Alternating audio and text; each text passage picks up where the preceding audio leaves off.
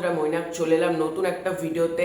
আজকে এই ভিডিওতে এবছর দুর্গাপুজোতে মুক্তি পাওয়া 4টে বাংলা ছবির ন্যাশনাল প্লেক্স কালেকশন সেকেন্ড উইকের আমাদের সামনে চলে এসেছে। তো এই কালেকশনটা গতকাল রাত্রিবেলাতে আমি দেখেছি, কিন্তু তখন আমি ভিডিও করিনি। তার একটা কারণ হচ্ছে আমার চ্যানেল থেকে একটা পডকাস্ট গিয়েছে, সেই মুহূর্তে আমি আর এক্সট্রা আলাদা করে ভিডিও তৈরি করিনি। তাই জন্য মনে হলো অতি অবশ্যই সকালবেলায় এই ন্যাশনাল প্লেক্স কালেকশন নিয়ে আলোচনা করা দরকার। তো সবার ফার্স্টেই যদি আসি, ন্যাশনাল প্লেক্স সেকেন্ড উইকের রিপোর্ট কেমন। তো এখানে আমি আবারও একটা কথা ক্লিয়ার করছি, এটা কিন্তু পিভিআর, আইনক্স এবং সিনেপলিস যে তিনটে ন্যাশনাল প্লেক্স রয়েছে সেটারই কিন্তু ডেটা। এখানে কোনো লোকাল মাল্টিপ্লেক্স, সিঙ্গেল স্ক্রিন এগুলো কিন্তু ইনক্লুড নেই। শুধুমাত্র পিভিআর, আইনক্স এবং সিনেপলিস যে তিনটে ন্যাশনাল চেন রয়েছে সেগুলোরই কিন্তু ডেটা। এখানে লোকাল মাল্টিপ্লেক্স এবং সিঙ্গেল স্ক্রিন অ্যাড করলে কালেকশনটা এগুলোর থেকে কিন্তু অনেকটা বড় হবে, ঠিক আছে। তো ন্যাশনাল প্লেক্স কালেকশনটা যদি সেকেন্ড উইকে বলি কেমন হয়েছে, এক কথাতে বলতে গেলে একমাত্র একটা ছবি নিজের হোল্ডটা ভালো মতন বজায় রেখেছে, বাকি তিনটে ছবি হোল্ড ধরে রাখতে পারেনি। এবং পুজোর পরে আমরা দেখতেই পাচ্ছি কান্তারা 2 এসেছে, সেই ছবিটাও একটা ব্যাপক নাম্বার অফ সোর্স জেনারেট করেছে, সেই ছবিটাও ওয়েস্ট বেঙ্গলে ভালো রকম চলছে। সেই অবস্থাতে যদি বলি এবারের দুর্গাপুজো কিন্তু বাকি 5টা দুর্গাপুজোর থেকে খারাপ গিয়েছে বাংলা সিনেমার জন্য, এটা বলতে কোনো দ্বিধা নেই। কারণ পুজোর সময় প্রতিটা বাংলা ছবি ওয়ার্ক করে, মানে সপ্তমী, অষ্টমী, নবমী, দশমী বা ষষ্ঠী এই পিরিয়ডটাতে কিন্তু প্রতিটা বাংলা ছবি কিন্তু ব্যবসা করে। কিন্তু আলটিমেটলি একাদশীর পর থেকে কোন বাংলা ছবিটা সব থেকে বেশি রান নেবে, কোন বাংলা ছবিটা সব থেকে বেশি চলবে, সেটা কিন্তু ন্যাশনাল প্লেক্সের দ্বিতীয় সপ্তাহের রিপোর্ট থেকেই বোঝা যায়। এবং এটা বলতে খুব খারাপ লাগছে যে তিনটে বাংলা ছবিরই অবস্থা ভালো না, মানে সেটা রঘু ডাকাত, রক্তবীজ 2 এবং দেবী চৌধুরানী, এই তিনটে ছবি কিন্তু প্রচণ্ড ড্রপ দেখেছে। সেই ওয়াইজ আমি বলবো যে ছবির কোনো রকম প্রমোশন হয়নি, যে ছবিকে কেউ গোনাতেই ধরছিল না যত কাণ্ড কলকাতাতেই, সেই ছবিটা কিন্তু একটা ভালো রকম পিক আপ ধরে রেখেছে, সেটা ভালো রকম হোল্ড ধরে রেখেছে। কালেকশন বলার আগে একটা কথা বলে দিচ্ছি, খাদান যে কালেকশনটা করেছিল, বহুরূপী যে কালেকশনটা করেছিল, বা তোমার দশম অবতার যে কালেকশনটা করেছিল, বা তোমার এই যে রক্তবীজ সিনেমাটা, রক্তবীজের ফার্স্ট পার্টটা যা কালেকশন করেছিল, ধূমকেতু যা কালেকশন করেছিল, এই ছবিগুলো সম্মিলিত কালেকশন কিন্তু মানে খাদানকে ব্রেক করা বা এগুলোকে ব্রেক করতে পারবে না। মানে ন্যাশনাল প্লেক্সে বহুরূপী যা দাপট দেখিয়েছিল সেইটা কিন্তু রক্তবীজ 2 কখনোই ব্রেক করতে পারবে না, এটা একটা ইম্পসিবল ব্যাপার।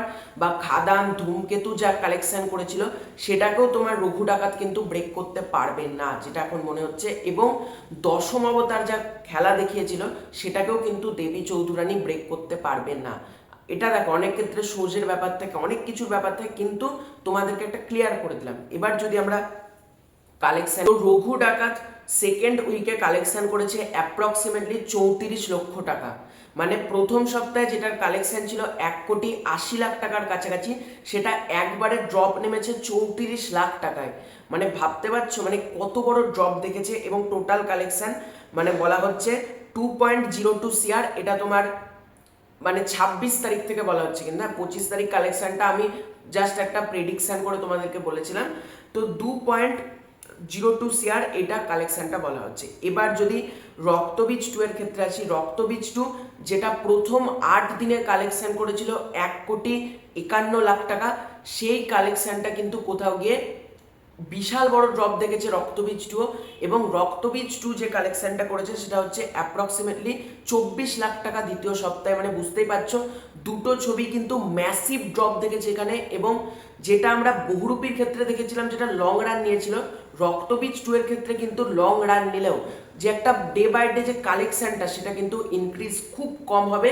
এবং সেম কথা আমি রঘু ডাকাতের ক্ষেত্রেও বলবো, রঘু ডাকাতও কিন্তু সেই এরকম লং রান নিলেও যে একটা ম্যাসিভ প্রতি সপ্তাহে প্লেক্স থেকে তোলা সেটা কিন্তু করতে পারবে না।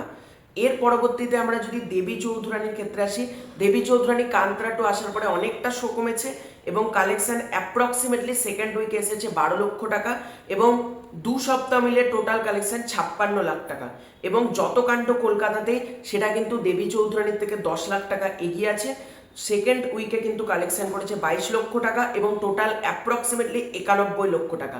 মানে আমরা যদি এটাকে নাম্বারিং করি, রঘু ডাকাত কিন্তু নাম্বার 1, রক্তবীজ 2 কিন্তু নাম্বার 2, যতকাণ্ড কলকাতাতেই নাম্বার 3 এবং দেবী চৌধুরানী নাম্বার 4। এই পজিশনটা কিন্তু আমরা প্লেক্স কালেকশনের ক্ষেত্রে দেখতে পাচ্ছি এবং এটা ভালো সাইন না। মানে মেকার্সদেরকে বোঝা উচিত যে বড় ছবি বানালাম বা বড় বাজেটের ছবি কিন্তু ম্যাটার করছে না। আজকে যতকাণ্ড কলকাতাতে সেটা একটা নিস ছবি, এই ছবি সেরকম শো পায়নি, তারপরেও কিন্তু ছবিটা যা হোল্ড দেখিয়েছে, আজকে তো বলতে হবে রক্তবীজ 2 যতকাণ্ড কলকাতার থেকে কিন্তু অনেক বেশি শো পেয়েছে, কিন্তু সে জায়গায় রক্তবীজ 2 থেকে সামান্য 2 লাখ টাকা কম ইনকাম করেছে এবং রঘু ডাকাতের থেকে তোমার প্রায় 12 লক্ষ টাকার কাছাকাছি। মানে বুঝতেই পারছো এখনকার দিনে বাজেট কিন্তু ম্যাটার না, বা ছবির কন্টেন্ট কতটা ভালো। আজকে রক্তবীজ 2, রক্তবীজ যে লেভেলে ব্যবসা করেছিল সেই ব্যবসাটা তো ওভারঅলে করে ফেলবে, কিন্তু বহুরূপী যে বিগেস্ট অ্যাচিভমেন্টটা করতে পেরেছিল সেটা কিন্তু রক্তবীজ 2 করতে পারবে না। বা তোমার ধূমকেতু যে কালেকশনটা করেছিল এক্সট্রা অর্ডিনারি, বা খাদান যে কালেকশনটা করেছিল এক্সট্রা অর্ডিনারি, সেটা কিন্তু করতে পারবে না রঘু ডাকাত। এটা কিন্তু বোঝাই যাচ্ছে এবং মেকার্সদের একটা জিনিসের সিদ্ধান্তে আসা উচিত যে দুর্গাপুজোতে একটা বড় ছবি থাকুক আর বাকিগুলো নিস ছবি হোক, কারণ 3টে বড় ছবি যখন ক্ল্যাশ হচ্ছে না, বক্স অফিসে কি হাল হচ্ছে আমরা দেখতে পাচ্ছি। কারণ খাদানের সময় যদি তোমরা দেখো, খাদানে কিন্তু বক্স অফিসে একটা রক্তবীজ 2 ছিল না, বা বক্স অফিসে একটা দেবী চৌধুরানী ছিল না। খাদানের সাথে কম্পিটিটর হিসেবে ছিল সন্তান চালচিত্র, দুটোই কিন্তু আরবান ওরিয়েন্টেড ছবি, কিন্তু খাদান একটা মাস ফ্রেন্ডলি ছবি। আর আজকে তোমরা রঘু ডাকাতের সাথে দেখো কত বড় বড় ছবি আসছে, এবং খাদানের সময় কিন্তু পুষ্পা 2 যে ছবিটা রিলিজ করেছিল সেটাও কিন্তু প্রায় তার ব্যবসা গোটাতে শুরু করে দিয়েছিল। সেই অবস্থাতে কিন্তু খাদান ঢোকে এবং খাদান কিন্তু পুরো তছনছ করে দেয়। আর আমরা যদি ধূমকেতুর ক্ষেত্রে দেখি, ধূমকেতুর ক্ষেত্রে কিন্তু বাংলাতে আর বড় কোনো ছবি ছিল না। এখানে বাংলাতে যেটা করতে হবে, সবার আগে ছবি রিলিজের সময় সতর্কভাবে রিলিজ করতে হবে। মানে একটা ছবি রিলিজ হোক, বড় ছবি রিলিজ হোক, বা বড় জোর 2টো 3টে বড় বাজেটের ছবি আনা, মানে আমরা বুঝতেই পারছি অডিয়েন্সটা কতটা ভাগ হয়ে যাচ্ছে। আজকে বহুরূপীর সময় কিন্তু একটা রঘু ডাকাত ছিল না, বা একটা তোমার দেবী চৌধুরানী ছিল না। বহুরূপীর সাথে ছিল টেক্কা এবং শাস্ত্রী, দুটোই কিন্তু আরবান ওরিয়েন্টেড ছবি আমরা বলতে পারি। কিন্তু বহুরূপী যেহেতু মাস ছবি একাই কিন্তু চলেছিল, এবং সর্বোপরি ছবির কন্টেন্টকে গুরুত্ব দিতে হবে। সেটা উইন্ডোজকেও আমি একই কথা বলবো, এসভিএফকেও বলবো, এবং আদার্স যে কোনো প্রোডাকশনকে আমি একটা কথাই বলবো, কন্টেন্ট যদি ভালো না হয় ছবি কিন্তু দ্বিতীয় সপ্তাহে ধস নামবেই, যার প্রমাণ আমরা এবার দেখতে পাচ্ছি। ছবি ব্লকবাস্টার, অল টাইম ব্লকবাস্টার, এগুলো প্রথম সপ্তাহ মিলে হয়ে যেতেই পারে, কিন্তু যে একটা লং রান নেওয়া বা দর্শক মহলে যে পাবলিকের কতটা ভালো লাগছে সেটা কিন্তু একটা ডেফিনেটলি রয়েছে, এবং ফ্যান আর নিউট্রাল অডিয়েন্স এগুলোর মধ্যে কিন্তু পার্থক্য রয়েছে। সুতরাং 3টে ছবি ম্যাসিভ ড্রপ খেয়েছে। সেই জায়গায় আমি বলবো যতকাণ্ড কলকাতাতে সেই ছবিটার বাজেট ওয়াইজ অনেকটা মানে ভালো পর্যায়ে রয়েছে ছবিটা, এবং যতকাণ্ড কলকাতাতে সেটা অ্যাকচুয়ালি আমার মনে হচ্ছে এবছরের দুর্গাপুজোর ব্ল্যাক হর্স, যেটা কিন্তু দাপিয়ে কালেকশন এখনো পর্যন্ত তুলতে পারে। তো এটাই ছিল আজকের ভিডিও। ভালো লাগে থাকলে লাইক করো, শেয়ার করো, সাবস্ক্রাইব করো, তোমাদের কি ওপিনিয়ন জানিও। খুব শীঘ্রই দেখা হচ্ছে নতুন কোনো ভিডিওতে, ততক্ষণের জন্য